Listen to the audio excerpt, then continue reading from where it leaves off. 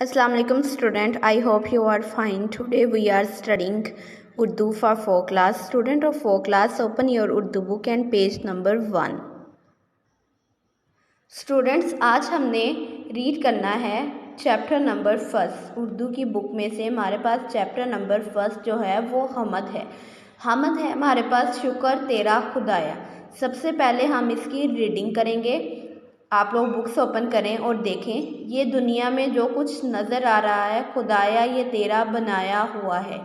ज़मीन आसमां भी हैं तूने बनाए, हमारे लिए 100 तरह से सजाए। पहाड़ और दरिया भी तूने बनाए, दरख्त और पौधे भी तूने उगाए। दरख्तों पे फल फूल तूने लगाए, जो सारे हमारे बड़े काम आए। जो सूरज से तूने हमें रोशनी दी, तो रातों को तूने हमें चांदनी दी। दिया है जो तूने हमें साफ़ पानी, तो ये भी है तेरी बड़ी मेहरबानी। हमारे लिए तूने सब कुछ बनाया, तो करते हैं हम शुक्र तेरा खुदाया।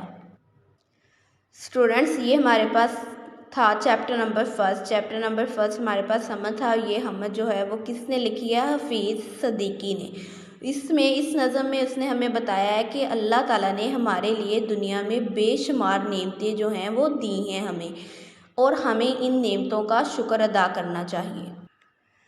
हमद की हमने रीडिंग कर ली है। अब अंडरलाइन किए गए जो वर्ड्स हैं इनकी आपने क्या तैयार करनी है? डिक्टेशन।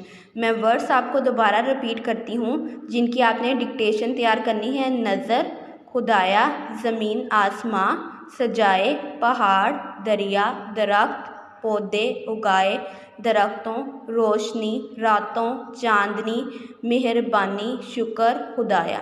इन वर्ड्स की आपने डिक्टेशन तैयार करनी है। अभी हमने रीडिंग की है, तो इस रीडिंग से रिलेटेड हमारे पास एक क्वेश्चन भी है।